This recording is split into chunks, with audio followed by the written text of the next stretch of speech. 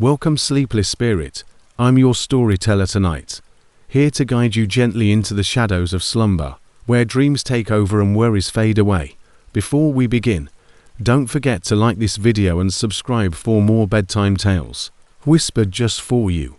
Let me know in the comments, where in the world are you watching from, and what time is it as you listen tonight? And if there's a story you've been longing to hear, something spooky, something comforting, tell me. I'm always listening. Now, tuck yourself in. Let the darkness wrap around you like a warm blanket. It's time to let go and drift into the story. It began like any other Saturday, October 2019, before the night that would change everything. I had been working part-time at the neighborhood grocery store to earn money for a car when I was 17 years old, a junior at Millbrook High. It was a quite ordinary life: work, school, and weekend hangouts with buddies. A traveling circus had established up in the old parking lot behind the shuttered Sears, and that Saturday, our peaceful little town was a hive of activity. There was always a particular spirit associated with these carnivals. The blaring lights, the yelling from the rides, and the pervasive scent of popcorn and cotton candy. My three best friends, Ashley, who lived 2 houses away from me, Tyler, who I'd known since elementary school, and Kevin, who was in my math class, were going. For once, our parents had agreed to let us remain out till midnight after we all contributed our allowances and tips. When we got there at about 8 p.m, the carnival was completely filled. Teenagers and young people were just warming up, while families with little children were beginning to return home. There was electricity in the air. Over the sound of whirling rides, children yelling with excitement, and the steady hum of generators powering everything, carnival workers could be heard shrieking. We acted like the carefree teens we were for the first hour, riding every coaster and trying to win stuffed animals at the game booths. While Kevin was already boasting about how nothing scared him, Ashley insisted that we keep the haunted home for last because she wanted to gain bravery. Tyler was in the middle, trying to be calm but excited. The actual haunted house was a huge, black building that occupied nearly 1/4 of the carnival area. Recorded cries could be heard coming from inside, and false fog would flow out from beneath the entrance. An estimated 20 individuals were in line to enter, and the excitement increased with each group that vanished into the night. When it was finally our turn, we were given the standard spiel about not touching the performers by the ticket counter guy, a thin man with missing teeth and carnival tats covering his arms. Follow the course and stay with your group. Everything sounded more sinister than it actually was because of his raspy voice. The entryway was created to play with your mind from the beginning. Before you ever reached the main area, you had to navigate a small, darkly painted hallway where strobe lights would flash at random, confusing everyone. As soon as Ashley gripped my arm, I could feel her fingernails burrowing into my jacket. Together with Tyler, the 4 of us made a tight cluster. Being the tallest, he took the lead, while Kevin trailed after, frequently cracking jokes to cover his uneasiness. Typical haunted home elements filled the first several rooms. Recorded wolf howling, creaking door sounds, skeletal props that would jump out at you, and artificial cobwebs. We leapt and yelled on cue, feeling fairly confident about the entire situation and laughing at ourselves afterwards. However, the atmosphere began to shift as we went farther within the house in ways that I find difficult to describe. The scares became more complex, the rooms more realistic, and the rooms more detailed. Rather of merely jump scares, there were certain psychological components that caused you to doubt what was genuine. There was an actor in one room who played a butler from the Victorian era. He would follow people about, never saying anything, just watching with these piercing eyes that appeared to follow everything you did. There was a young girl in another who would mumble nursery rhymes loud enough for you to hear while wearing a white frock. However, she would vanish into the darkness if you turned to face her. With every room, The air became heavier and more oppressive, and the temperature seemed to plummet.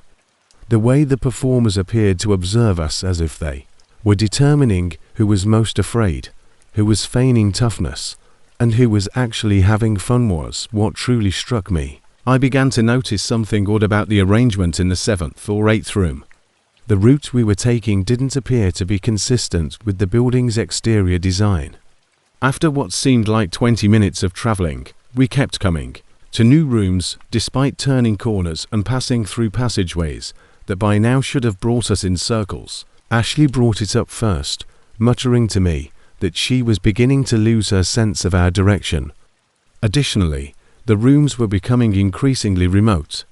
Considering how crowded the location had been when we arrived, it was strange that we hadn't seen another group of people for a few minutes. The performers were also growing increasingly combative.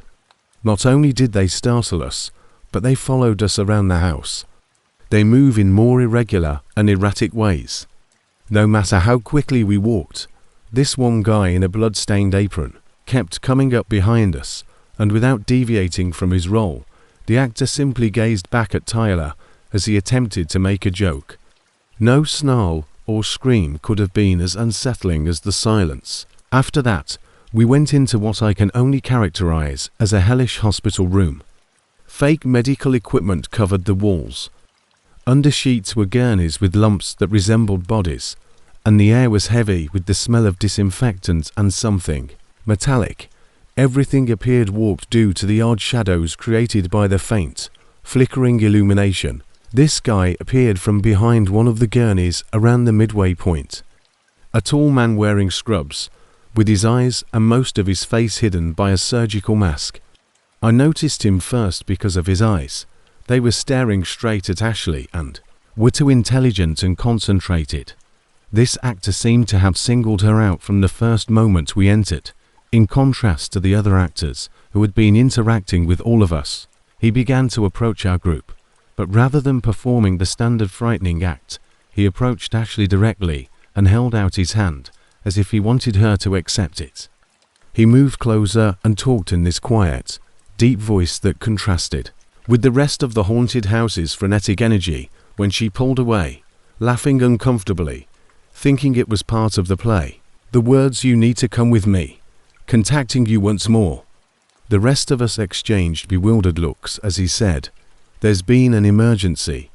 We need to evacuate this section immediately." His voice was steady, almost professional, but there was something about the way he was staring at Ashley that made my skin crawl. Didn't seem like a part of the play. Ashley pulled back since this guy seemed too normal, too calm, and the other actors had been theatrical, over the top, and obviously performing. "No thanks," I muttered, running into Kevin once more. "We're doing fine." When people refused to participate, the man didn't back down like the other performers did. Instead, he stepped forward and placed himself between Ashley and the rest of us. "I'm serious," he added, his tone becoming more agitated. "The electrical system is having trouble. I have to take you out the staff exit." He gestured to a door that I had not before seen. The whole thing was beginning to feel strange in ways I couldn't explain, and it had a little emergency exit sign that was barely visible in the weak lighting and was painted black like the walls. "Dude, we're fine," Kevin responded. "We'll just keep going down the usual route. Come on," he murmured, beginning to lead her toward the emergency escape. But the man completely disregarded him, focusing all of his attention on Ashley. He reached out and really gripped her wrist, not forcefully, but firmly enough that she couldn't easily pull away. "You can meet up with your pals outside." Ashley's behavior abruptly altered at that point. The apprehensive laughter ceased, and she began to resist his hold while uttering the words, "Let go of me." The man's grip tightened, and he began to move more quickly toward the door, saying something about it only taking a minute. Tyler and Kevin immediately stepped forward, but the man waved them off with his free hand, insisting that only Ashley needed to accompany him. That was becoming louder and more panicked. The previous performers had been frightful but light-hearted, but this felt really dangerous. I recall thinking that nothing about this felt like a part of the haunted house experience. Ashley strained to pry her arm free, her voice rising to a scream. "Help me. The show doesn't include this." Everything fell into place for me when the sound sliced like a dagger through all of the recorded sound effects and background noise. The way Tyler was acting, the desperate manner he was trying to convince her to go to that door, the total contempt. For the rest of us, all of this was true. Responded first, sprang forward, and grabbed Ashley's holding man's arm, saying, "Let her go, man," he shouted. And then all of a sudden, in the center of a haunted house, the three of us were engaged in a physical altercation with this stranger. The man was stronger than he appeared, and for a horrifying moment, it appeared as though he may actually be able to drag, while I put my arms around Ashley's waist and pulled back as hard as I could. Kevin grabbed a fictitious medical instrument from one of the props and began hitting the man with it, but Ashley's screams were becoming louder, and I could hear other voices responding from somewhere else in the building. Amidst the struggle, the man's surgical mask came off, revealing his face to me. He was most likely in his 30s, with wild eyes and stubble that gave the impression that he was completely insane.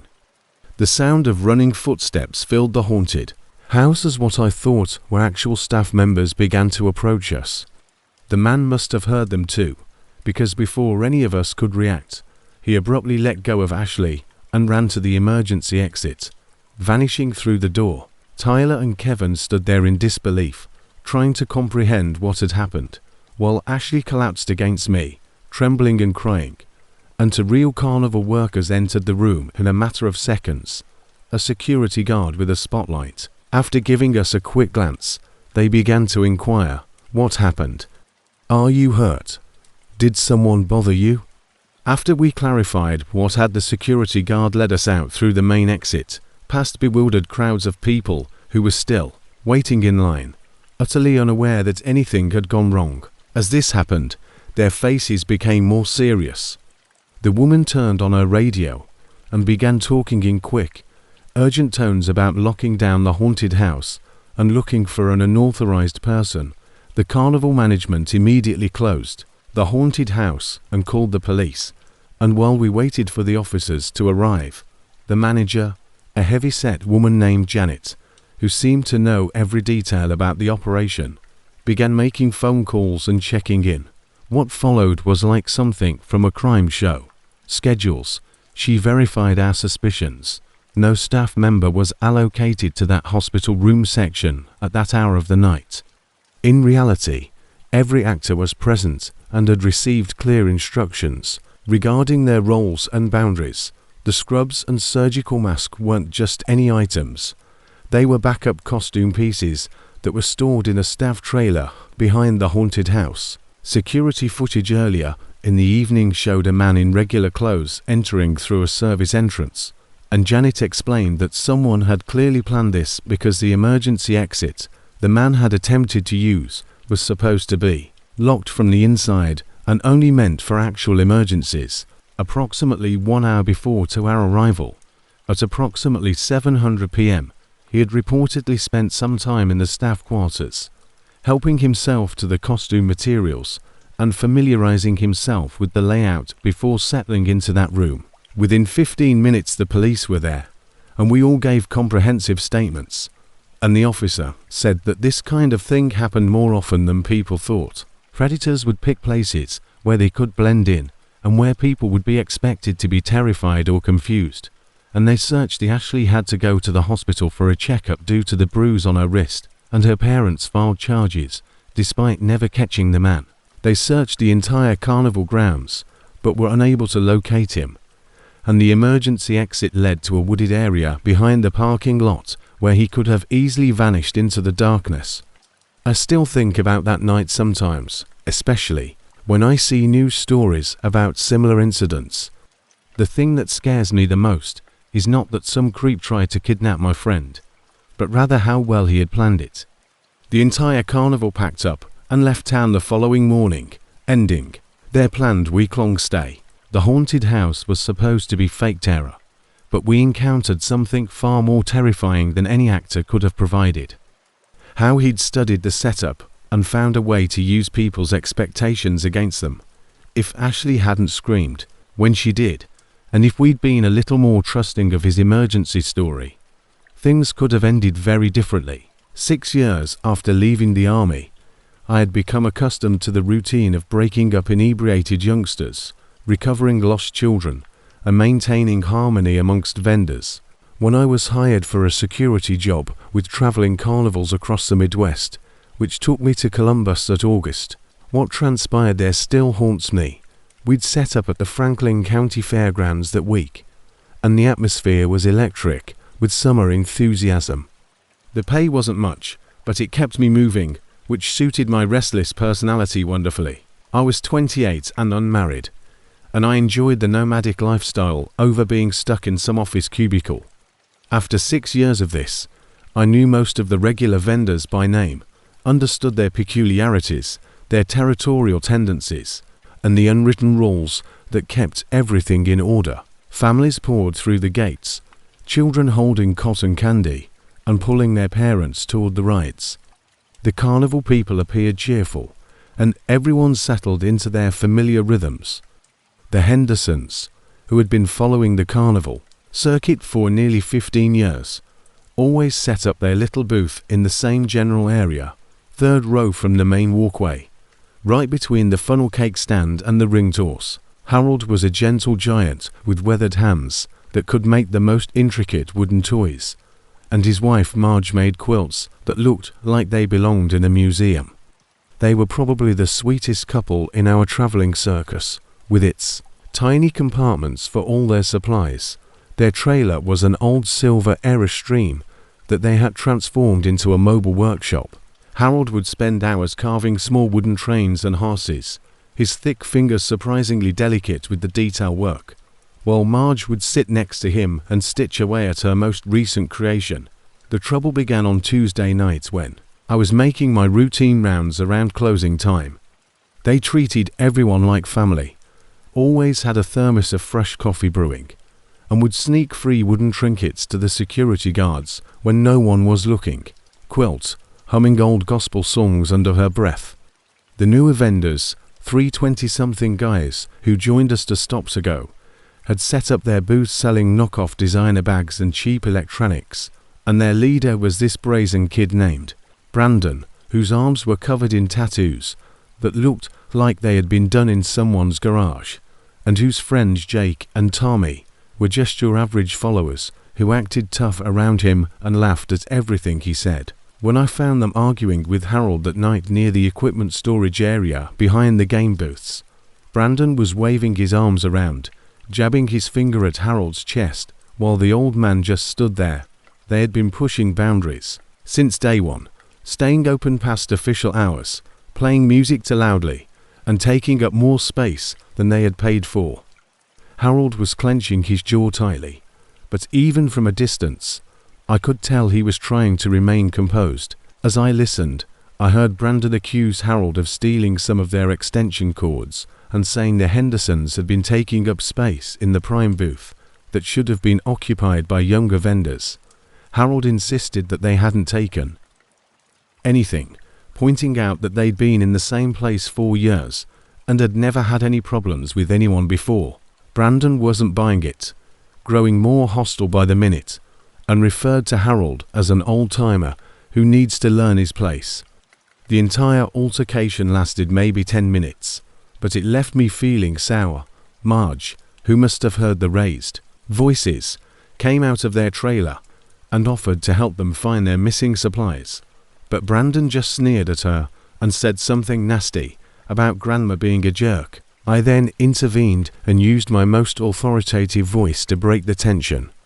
Brandon gave me a look like he wanted to say more, but he eventually backed off, muttering something like, "This isn't over," and Harold thanked me as he left. I told everyone to return to their various regions and handle any supply difficulties in the morning through the appropriate channels.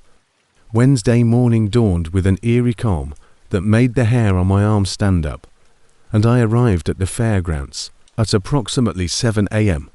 but I could see the fear in his eyes, and Marge was holding his arm, and both of them seemed unsettled in a way that made my chest clench with concern. The Hendersons' booth area was completely empty, and instead of the typical pre-opening hustle and bustle of vendors setting up their displays and testing their equipment, I encountered mayhem. Not only were they closed, but they were completely stripped down as if they had never been there before. Their wooden display cases were gone, Marge's hand-painted signs were gone, and even the small wind chimes Harold had hung from the corner of the booth were gone. The intentionality of it all really got to me. Their water spigot was turned off, their electrical hookups were unplugged and neatly coiled on the ground, and someone had even cleaned the area clear of fabric scraps and sawdust, as if they had been completely removed from the world. When I asked around, no one seemed to know where the Hendersons had gone, but their body language told me otherwise. The carnival manager, a rough-hewn man named Pete, who had been running shows for 30 years, said the Hendersons had decided to take a break and left during the night. The other vendors were standing around in small groups, whispering to each other and looking anxiously at the empty space. The other long-time vendors, who had known Harold and Marge for years, suddenly became very interested in their merchandise displays, but Pete refused to look me in the eyes when he said it, kept fumbling with his clipboard, and changed the topic whenever I asked for details. Every time I went close, there was a palpable air of fear, as if everyone was waiting for something horrible was going to happen. At noon, I made the decision to drive to the KOA campground, where the majority of the carnival people parked. There are VS and trailers. The Henderson Silver Airstream was not where it usually was, but there were some fresh-looking wood shavings scattered about and tire tracks in the gravel. The whole situation felt weird, like parts of a puzzle that didn't want to fit together, and the camp host told me that they saw their trailer being pulled out by a dark pickup truck at about 4 o'clock a.m., but she was unable to provide me with any other information. I was getting coffee at a gas station about 15 miles outside of Columbus on Thursday morning when I heard two truckers discussing a trailer fire that had occurred overnight. One of them mentioned seeing a burned-out Airstream the parking lot of a Shell station on Route 33, and my heart began pounding against my chest. This was the kind of news that makes your world tilt sideways. As soon as I came into that parking lot, I realized that the twisted metal skeleton that remained was unquestionably the Hendersons' trailer. I left my coffee behind and drove directly there, hoping against hope that it wasn't what I thought it was. What made me weak was seeing the crime scene tape wrapped around the area and paramedics loading what appeared to be a stretcher into an ambulance. I could tell by the characteristic curved windows and the small decorative awning that had somehow survived the flames. The local fire department was still on scene, and a detective was taking pictures of the wreckage.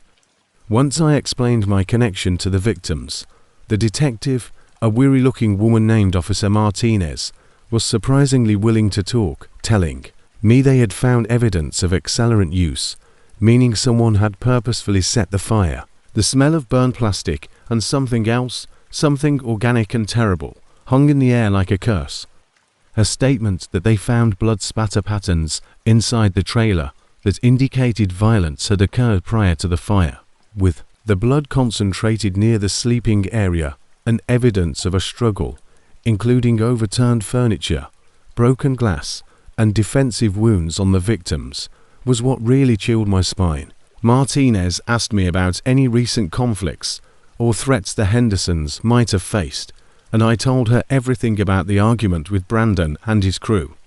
Her expression darkened with each detail, and she scribbled notes furiously in her little pad, stating that they were treating it as a double homicide, and that the bodies had been so badly burned that identification would take days. When I was done, she gave me the look that police officers get when they realize they're dealing with something more serious than a simple crime.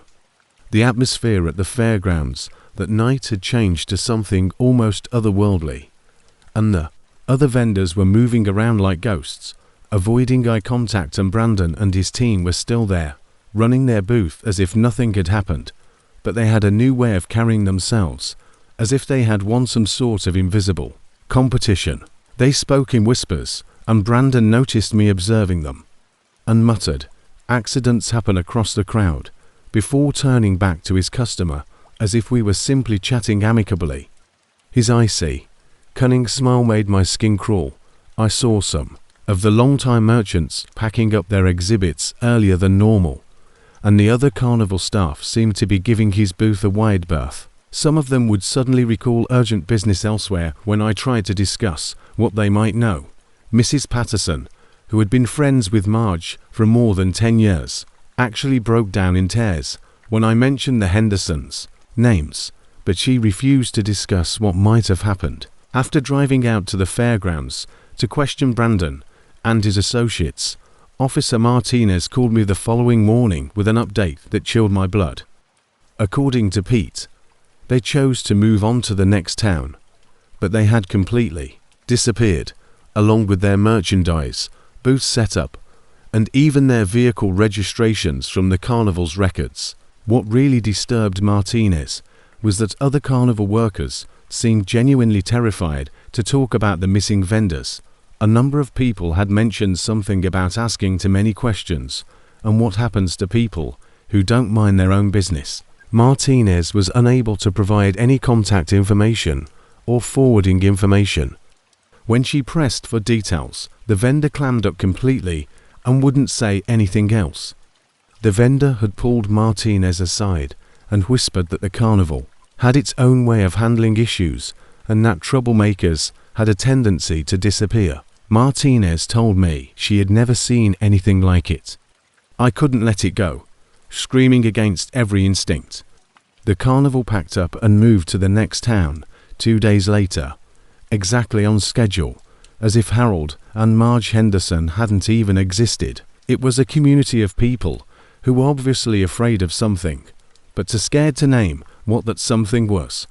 At me to put it down, I began researching the carnival's past and found a pattern that made my hands shake. I went through old police reports. At least 8 accidents or disappearances had occurred in the previous 5 years, involving carnival employees who had clashed with more recent vendors or defied the status quo. An Indiana cotton candy vendor, each incident had been investigated, but witnesses always seemed to develop selective amnesia, and evidence had a way of vanishing or being compromised.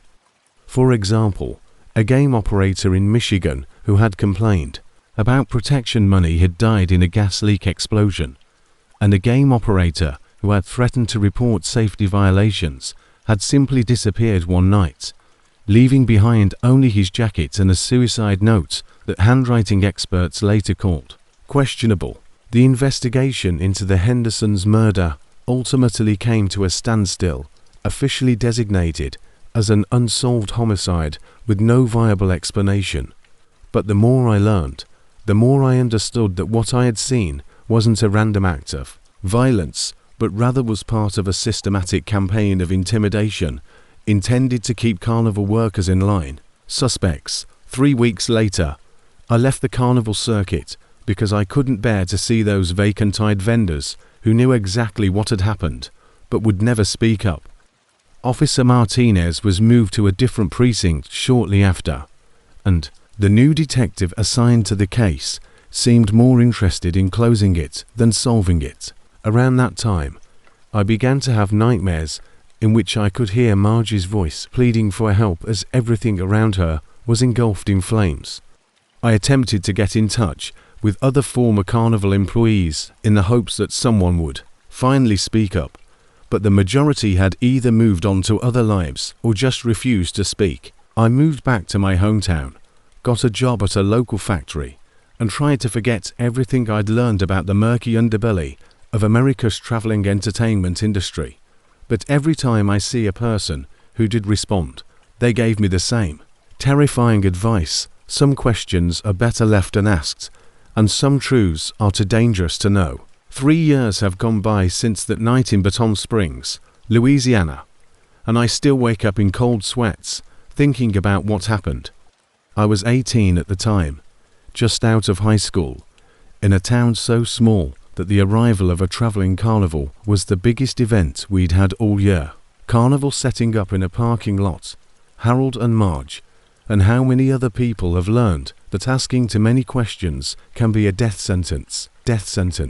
Before they even set up their faded game booths and rusty rides in the empty lot behind Miller's hardware store, the place was a hive of activity for weeks. I worked part-time at the local diner, trying to figure out what I really wanted to do with my life and saving money for college. Most nights after my shift, I'd hang out with my two best friends Connor and Ethan, who had been close since 7th grade. We're driving around in Connor's old Ford pickup and griping about how boring our lives were. It was the kind of friendship where you don't even need to talk sometimes, just listening to the radio while you cruise those dark country roads. With his easy smile and ability to make even the most ordinary stories sound funny, Connor was the talker of our group. He was tall, freckled, and could charm his way out of detention or persuade a teacher to give him an extension on any work. Ethan, the guy who was shorter than Connor, but built like he spent every free moment at the gym, which he essentially did, was our resident adrenaline junkie. He was obsessed with extreme sports and would constantly show us videos of people base jumping or free climbing while talking about all the crazy things he wanted to try someday. Connor and I were happy to talk about adventure, but Ethan actively sought it out, which is likely why that Wednesday night in July felt like destiny to him when we drove past the carnival after closing time. The carnival had been in town for about a week, and we'd all left during regular hours a few days earlier. He had a way of staring at you intensely when he got excited about something, as if he was trying to transfer his enthusiasm directly into your brain. The Ferris wheel was the focal point, an antiquated device that moaned and swayed in a way that made me laugh. It was your average small-town travelling show, with a few rides that had seen better decades, game booths with prizes that probably cost 50 cents to make, and the smell of fried everything mingling with diesel fuel and cigarette smoke. Ethan had been fascinated by the carnival since he first saw it, not because it was very exciting, but because he had heard one of the workers discussing how the view from the top allowed you to see well across 3 counties. He kept thinking Connor, and I had laughed it off. But Ethan had this look in his eyes that I had come to recognize over the years, the same look he got before he persuaded us to try cliff jumping at the quarry, or before he persuaded us to sneak into the abandoned grain elevator that made me want to ride it at night when all the lights were on, when the whole thing would feel more magical. The majority of the carnival employees lived in trailers parked behind the main area, but even those looked good. That night, we had been driving around aimlessly for about an hour after my shift ended, windows down, music playing softly. When we passed the carnival grounds, the place was completely dark except for a few security lights dotted around the perimeter, creating long shadows between the silent rides. Ethan was calm and content for the evening when he abruptly sat up straighter in the passenger seat. "Guys, this is perfect," he said, pointing to the Ferris wheel's dark silhouette against the starry sky, and I could almost hear the gears turning in his head. There is nobody there, no kids yelling, no crowds. In fact, without all the hubbub, we could enjoy the rides. As we passed the entrance, a hole in the chain-link fence that was only held in place with a padlock and chain Connor reduced the speed of the vehicle that appeared to have existed since the 1990s. I was leaning forward, caught up in the potential despite myself, when I asked, "Are you insane?" From the rear seat, "We cannot simply enter a carnival. That's like real crime stuff." However, when Connor turned around and stopped roughly 50 yards from the entrance, Ethan was already using the flashlight on his phone to inspect the fence line. Ethan responded, "Come on, man," turning to look at us both with that smile that indicated he had already decided on something. He pointed to the carnival with genuine excitement, saying, "When are we ever going to get another chance like this? In a few months, we'll all be scattered across different colleges, working boring jobs, being responsible adults. This is our last summer to do something actually memorable." Connor was already drumming his fingers on the steering wheel, which indicated that he was thinking about it. He was offering us the chance of a lifetime. And the strange thing was that he kind of had a point. We'd been complaining about nothing to do for so many nights. And here was an entire amusement park, just sitting there waiting for us. Ethan continued, examining the boundary in the low light. The fence isn't even that high, he said. And there's no security guard, no cameras that I can see, just some old rides, and that gorgeous Ferris wheel calling our names. He had a method of creating. Connor eventually spoke out, his voice conveying that blend of enthusiasm and trepidation that comes with all our finest terrible decisions. He emphasized that everything made sense, as if breaking into a closed carnival was just a logical next step in our evening plans. If we're going to do, I wanted to be the calm voice telling them that trespassing charges probably wouldn't look great on college applications. But the adrenaline was already beginning to build in my chest. This is what we do quickly and quietly. Get in, ride the Ferris wheel, maybe check out one or two other rides, and then get out before anyone notices. A quarter of a mile down the road, we parked the truck behind a stand of pine trees, far enough away that if someone happened to drive by, they wouldn't associate it with us. The three of us had always been adept at talking ourselves into small trouble, but this felt different in some way, bigger and more real than our typical teenage mischief. Ethan had naturally appointed himself the leader of this expedition, and had already figured out the best spot to climb the fences section, where the chain link was slightly bent, and there was a concrete drainage pipe we could use as a step. But the walk back to the carnival seemed to take forever, with our footsteps crunching on the gravel shoulder as we went over the plan one more time. But there was something in the air that made the hair on my arm rise up, perhaps the excitement of doing something we shouldn't be doing. Even though the night air was heavy with humidity and the sound of cicadas that is usual for July in Louisiana, Connor kept cracking jokes to lighten the mood. But even his normal assurance seemed a bit forced as we got closer to the fence. It was easier than we had anticipated to get inside. Or perhaps it was the way the carnival appeared so different, in the dark, like a sleeping giant that might wake up at any time. The carnival grounds felt much larger in the dark than they had appeared during the day, when they were packed with people and noise, and our phone flashlights created these strange dancing shadows between the rides. The fence was about 7 feet high, but Ethan helped Connor get over it, and I helped Ethan get up after him. We were over in less than 2 minutes. The Ferris wheel took center stage, but the funhouse mirrors reflected our lights back at us in distorted flashes that made us all jump at least once, and the tilter wheel sat there like a giant spider, its cars hanging at odd angles, all of it somehow more sinister without the bright carnival lights and upbeat music. Ethan virtually vibrated with excitement as we made our way toward this enormous circle of metal and cables that seemed to reach the stars. We avoided the game booths that were covered with plastic tarps for the evening and cautiously stepped around extension cords. "This is it, guys," Ethan said in a tone of sincere amazement as we arrived at the Ferris wheel's base. The control booth was a straightforward wooden box with a few levers and switches, the type of arrangement that had most likely not been changed since the 1980s. As I watched for any hints of life from the trailer park behind us, Connor looked at it with his flashlight. "I think I can figure this out," Connor said, which honestly didn't surprise me, because he'd always been good with mechanical stuff, the kind of guy who could fix a broken radio or hotwire a lawnmower with nothing but a screwdriver and perseverance. The switch panel was surprisingly basic, consisting of a main power lever and a few buttons marked with faded tape. The Ferris wheel made a low humming noise that caused the three of us to back off when Connor flipped the main switch, but the lights didn't come on.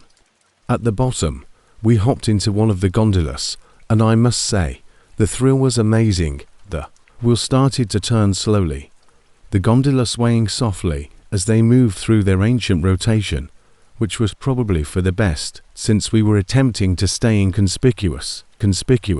The lights of battened springs stretched out below us like a circuit board, and in the distance, we were able to see our little town from a perspective I had never had before as we rose over the carnival grounds, the trees, and everything familiar. Ethan had been right about the view you could see for miles in all directions, and there was something enchanted about being up there in the solitude. He could see the highway slicing through the darkness, with the occasional headlight moving along it. We sat there for maybe 20 minutes, going around 3 or 4 times, talking quietly about our plans for college and wondering if we'd ever make it to college. It was just the 3 of us, suspended between earth and the sky, with Connor using his phone to try to capture the moment, while Ethan just sat there with this satisfied grin. He'd accomplished something important, do something this impromptu again. For a time, it seemed like the ideal way to cap off our high school careers, a final excursion before we all parted ways.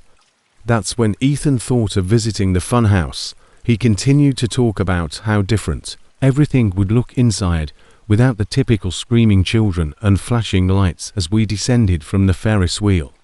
Just imagine, he said, having the entire place to ourselves, truly being able to appreciate the craftsmanship of those old carnival scares. Connor and I looked at each other. The fun house was this weathered wooden structure painted in faded reds and yellows with a clown face over the entrance that had probably been terrifying even when it was new. Ethan's tone was one we both recognized, the same tone he'd used before, persuading us to explore the abandoned hospital on the outskirts of town. I followed, and Ethan came up behind us already chatting about how much cooler this was than the daytime experience. The door was unlocked, just hanging slightly open like it was inviting us inside. Connor went first, his phone light piercing the darkness and revealing mirrors that seemed to go on forever, creating an endless tunnel of reflections. We made it maybe halfway. Connor stopped dead in his tracks, and we all listened as the sound, which began as a low mechanical grinding sound, like gears that needed oil, but was coming from deeper inside the structure from parts we hadn't yet explored, came again. And then I swear was that Ethan was already heading toward the sound, his flashlight beam flashing across the bent mirrors, but Connor's voice had lost its normal assurance. "That's probably just the building settling," Connor murmured, in a voice that wasn't quite words, but sounded like someone calling out from a distance. I wanted to leave at that moment, but my instinct told me that we had pushed our luck far enough for one night. "Come on," he cried back to us. "It's probably just some automated scare that's still running." But I couldn't just leave my friend. Connor and I followed Ethan's light as he turned a corner and vanished into what appeared to be a dead end, surrounded by hanging plastic chains and warped mirrors. And when we got to where he had been seconds earlier, he was gone. The mirrors displayed our bewildered expressions from a dozen perspectives, but there was no third person, no indication that anyone else had been there at all, and Connor yelled out his name. First the grinding sound had stopped, and the silence was somehow worse than the noise, but we spent what seemed like hours searching every corner of that fun house, checking behind every mirror, every fake wall, every potential hiding place, and the only answer was our own echoes bouncing back from the maze of reflections. Connor was beginning to panic, talking about calling the police, but I kept thinking about how we'd have to explain why we were there in the first place. Our phone batteries were running low, and the dim light made everything appear even more terrifying than before. We repeatedly called Ethan's phone, but each time it went straight to voicemail. We drove around town for the remainder of the morning, checking all of Ethan's usual places, the gym, the coffee shop, and even his ex-girlfriend's house, but no one had seen him. By the time we gave up looking and climbed back over the fence, the sun was beginning to rise. When we eventually plucked up the courage to call, the carnival workers said they had been asleep all night, that they had never seen any of us, and that their fun house had been locked up tight since closing time. The police searched the entire carnival twice, even bringing in dogs, but they found nothing. 3 days later, they found Ethan's phone wedged under the seat of the carousel, a ride we'd been on.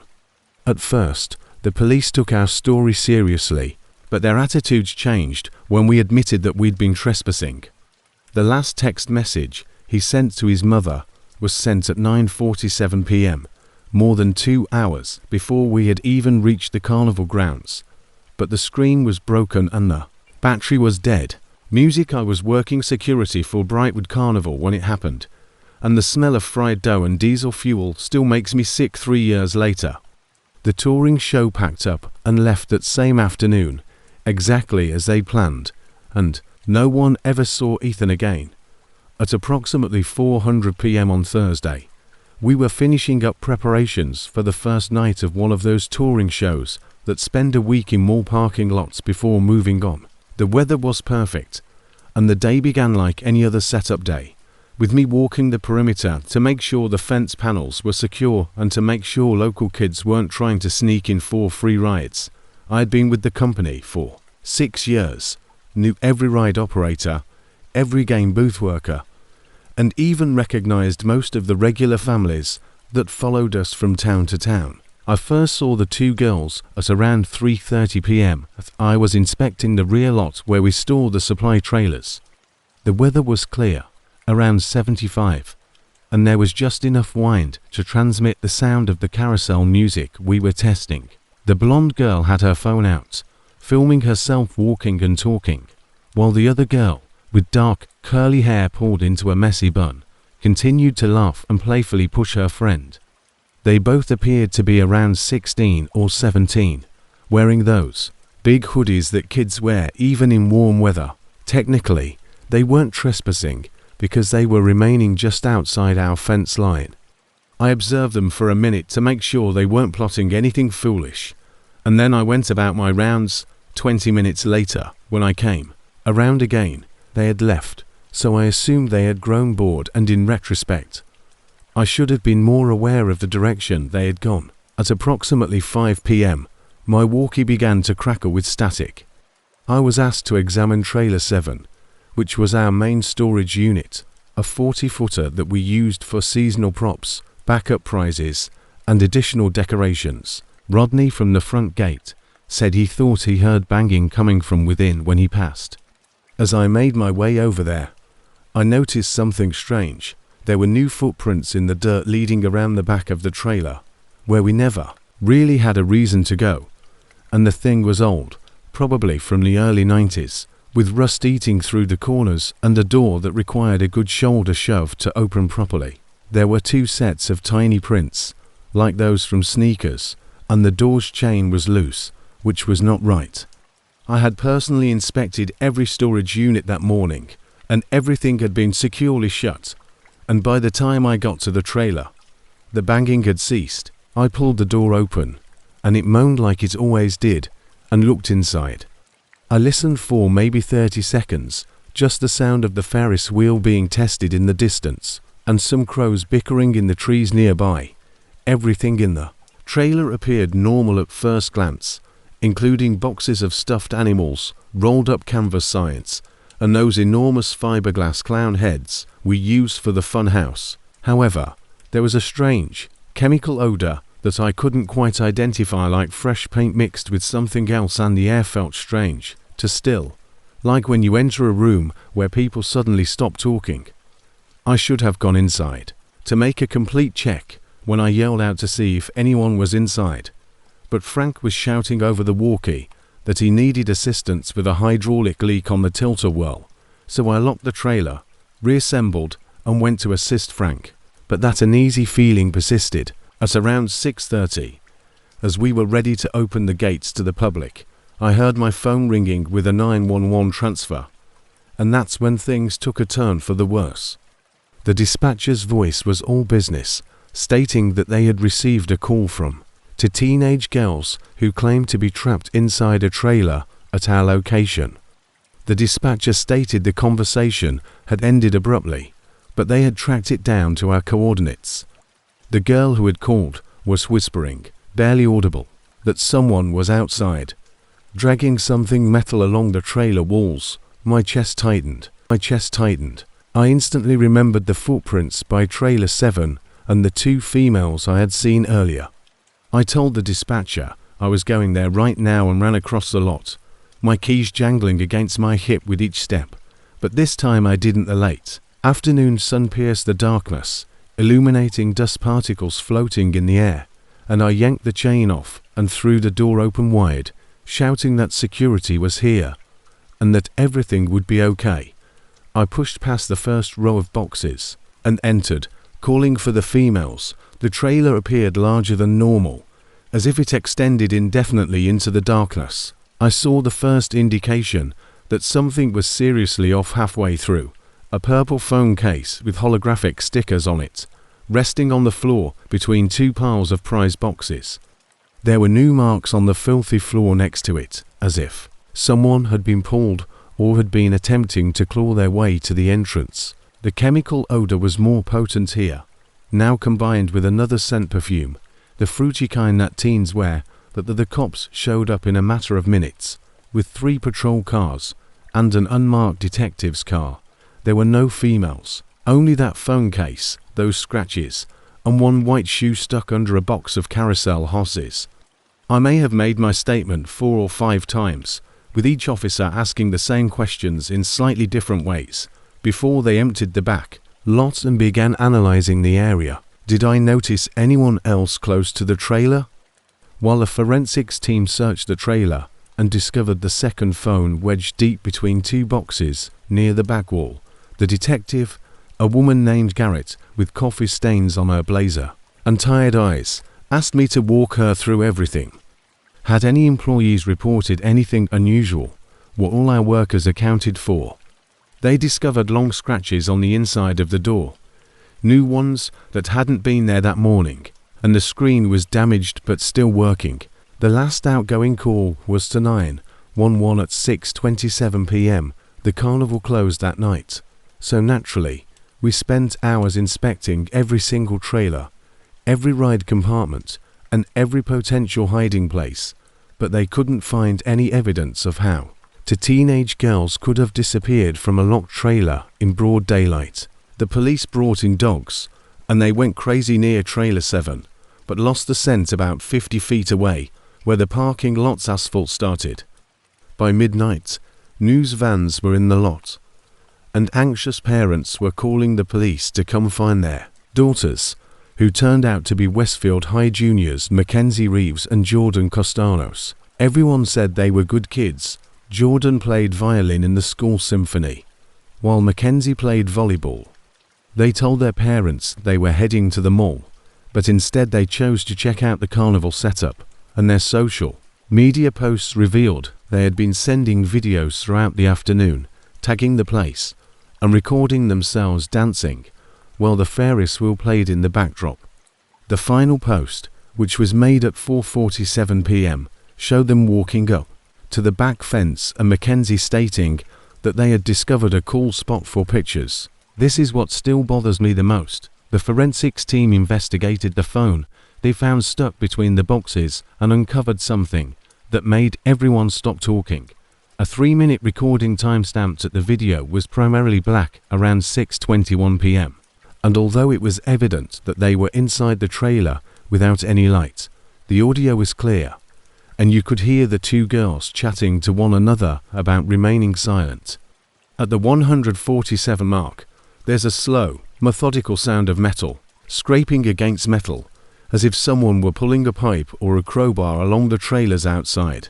The dragging sound stops exactly where the door would be. The chain rattles a little, and the girls become silent. Mackenzie's voice is almost audible above a whisper, "Jordan, there's someone under there, the floor." After that, the film goes to static. However, we verified, and trailer 7 doesn't feature a floor hatch. The police searched, even bringing in ground-penetrating radar. They found a solid concrete pad underground, but no basement or access tunnels. Over the course of the following 3 days, the search was extended. Every employee was interrogated, subjected to a polygraph, and had their background examined. Norman, one of our game operators, was dragged in twice due to a minor drug conviction he had 10 years prior. They also called in state police, the FBI, and even volunteer search teams from nearby counties. He had been live streaming himself playing video games from his apartment all day, so his alibi was strong. They checked every registered sex offender in the state, dredged the retention pond behind the mall, and investigated every abandoned structure within 5 miles. The media had a field day with it, calling it the vanishing at Brightwood Carnival. Theories included everything from human trafficking to cult kidnappings to some serial killers. It seemed as though those girls had vanished into thin air. Killer who preyed on teenagers, but it all made no sense. How can two people vanish from a locked trailer in the middle of a bustling carnival setup with dozens of workers present in broad daylight?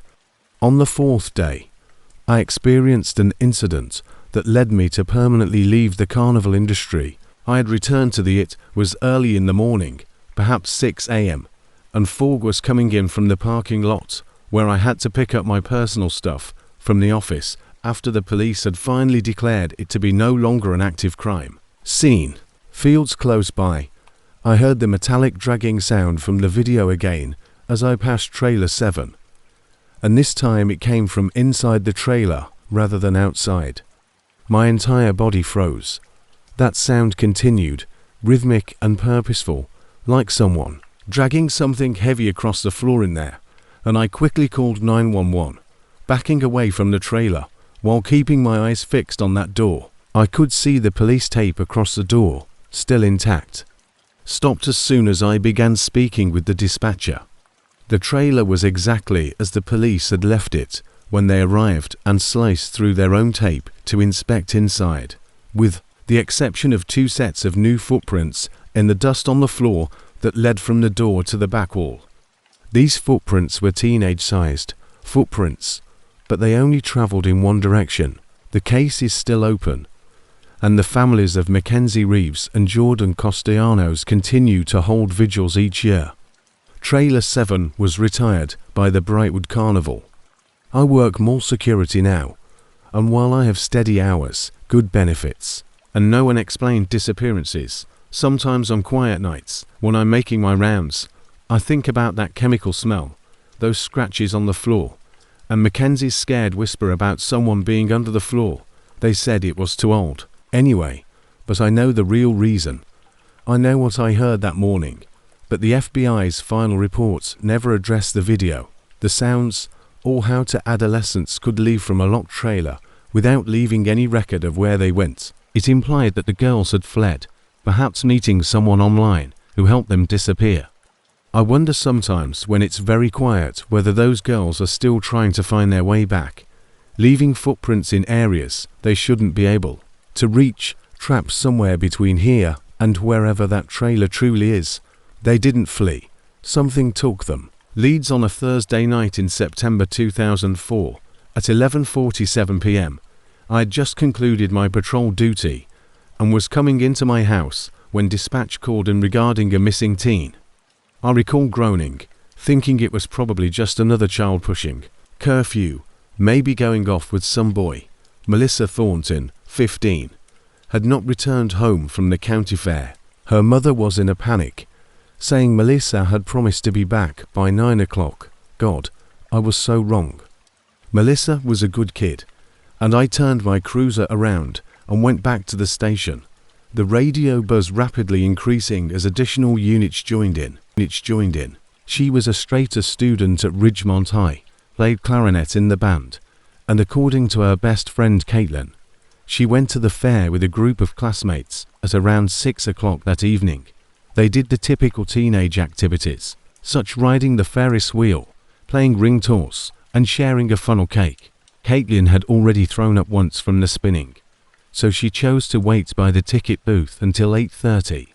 When she heard Melissa say she wanted to ride the Gravitron one last time before they left, she watched Melissa give her ticket to the operator, a man wearing a faded Metallica shirt and bleached tips in his hair.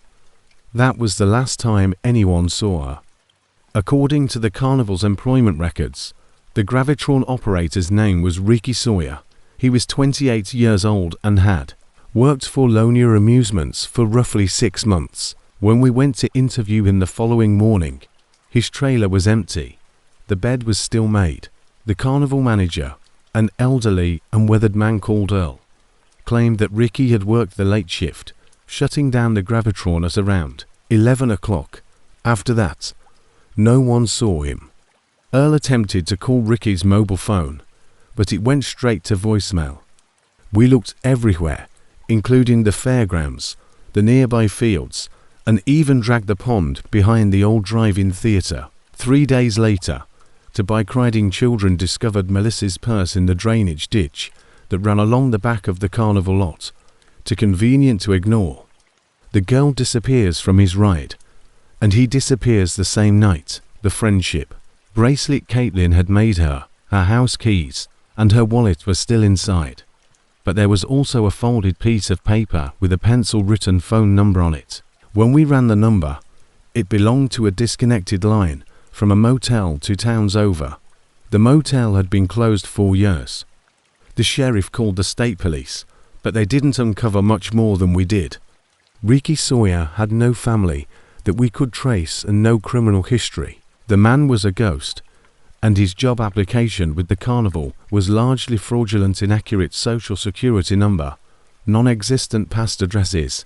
The FBI momentarily intervened and scanned his fingerprints through their database, but to no avail.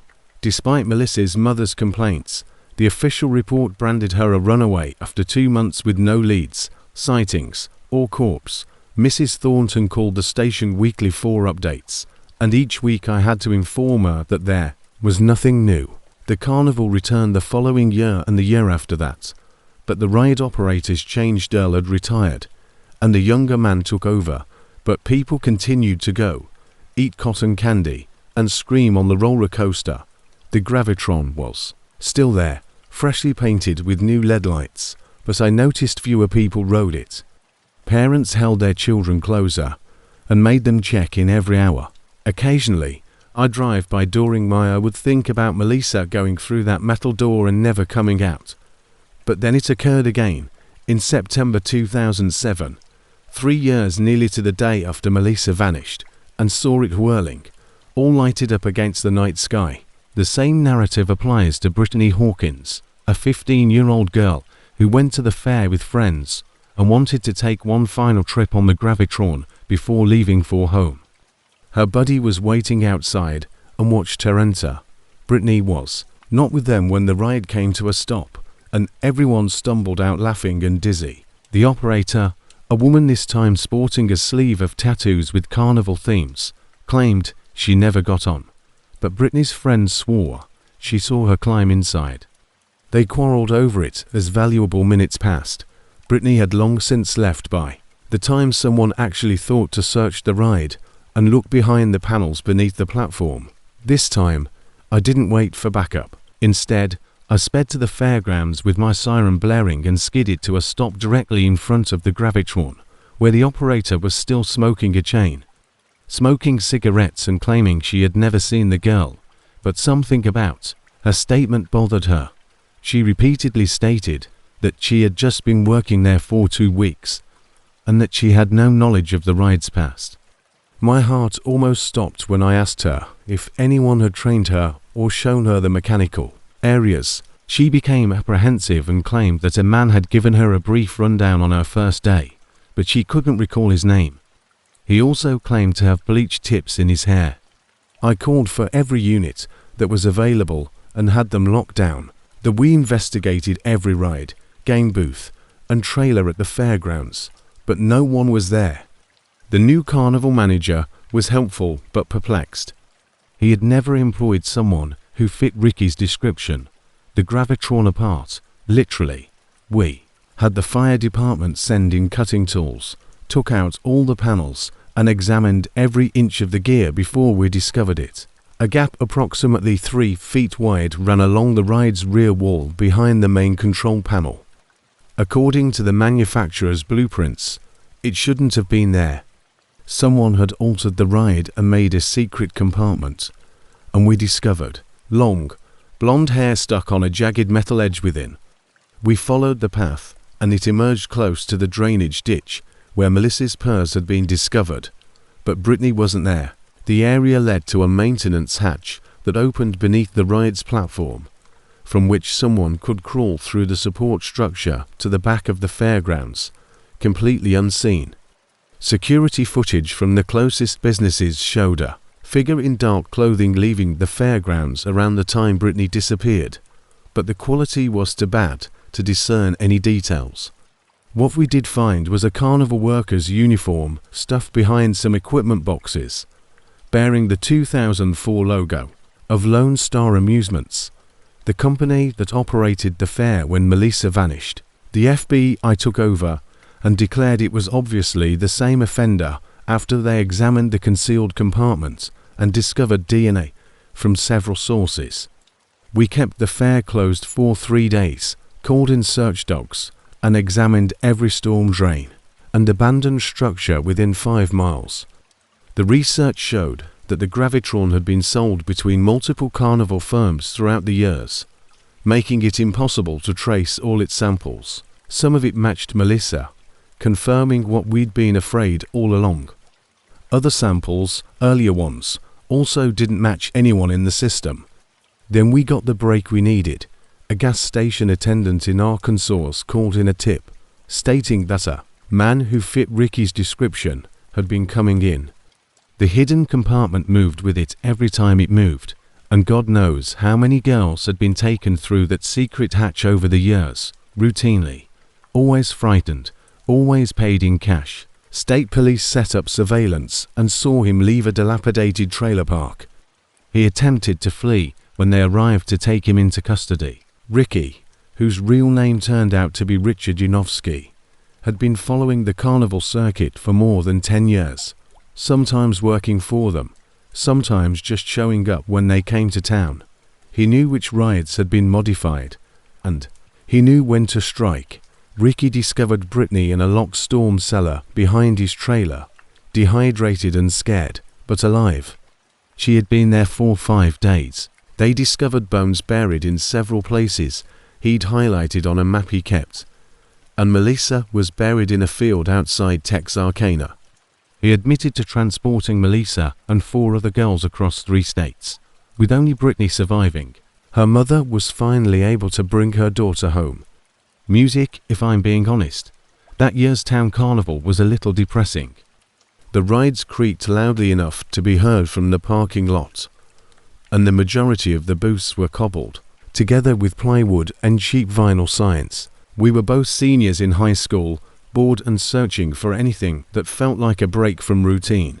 But for people like Claire and me, who had little else to do, it was something.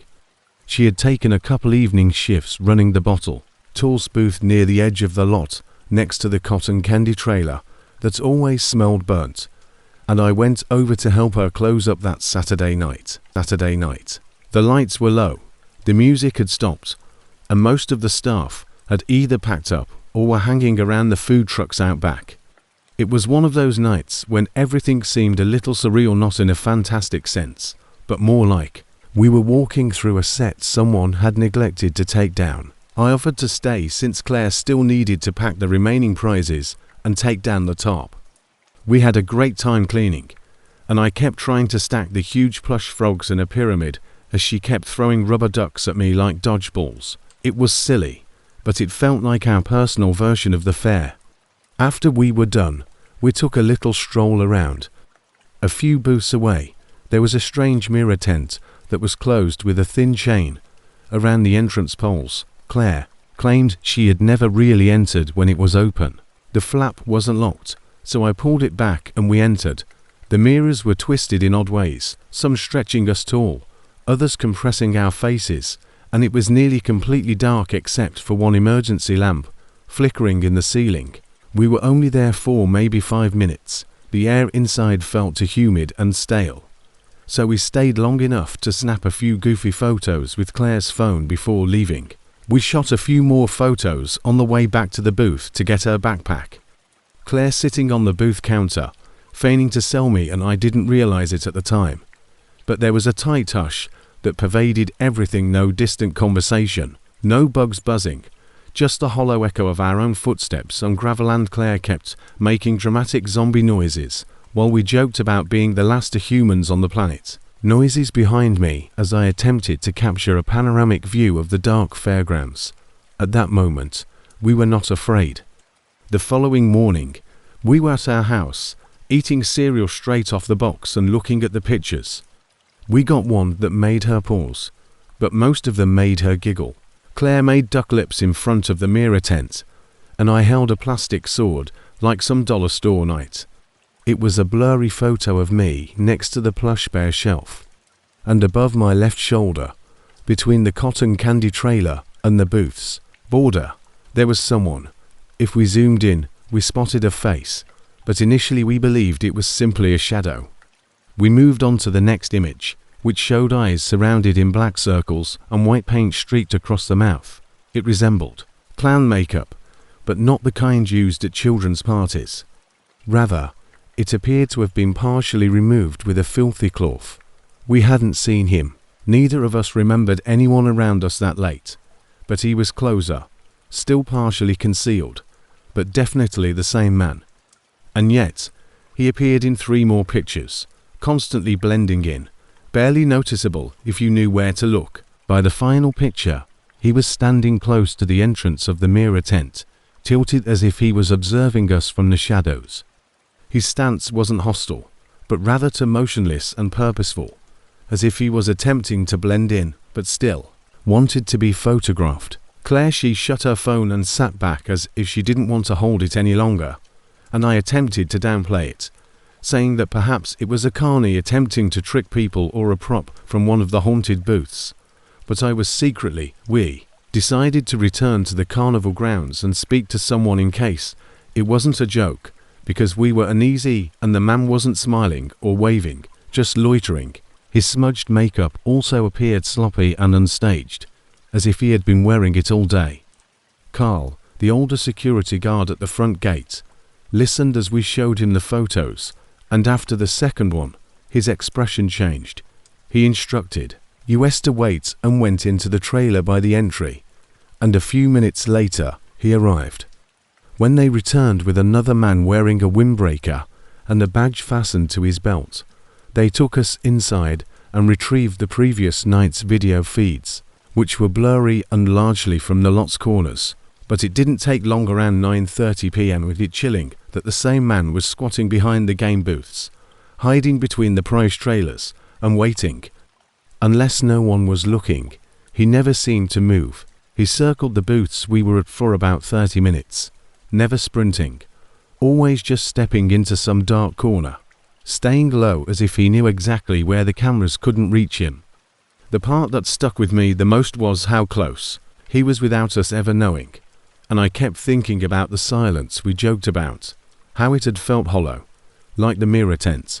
He stayed close to the mirror tent longer than anywhere else. At one point, he stood just outside the flap while we were inside, barely a foot away. Night was holding its breath, perhaps it was.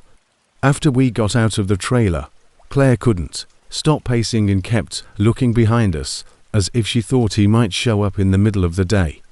Later that afternoon, the police arrived, collected statements, and obtained copies of the video. They promised to patrol the property and check with other employees, but no one had ever seen him before or since. No one who worked that night recognized him, not even the drifters who occasionally joined the setup, and no missing persons reports matched his face. Crew, they took it seriously, but when nothing happened for a week, the urgency simply diminished.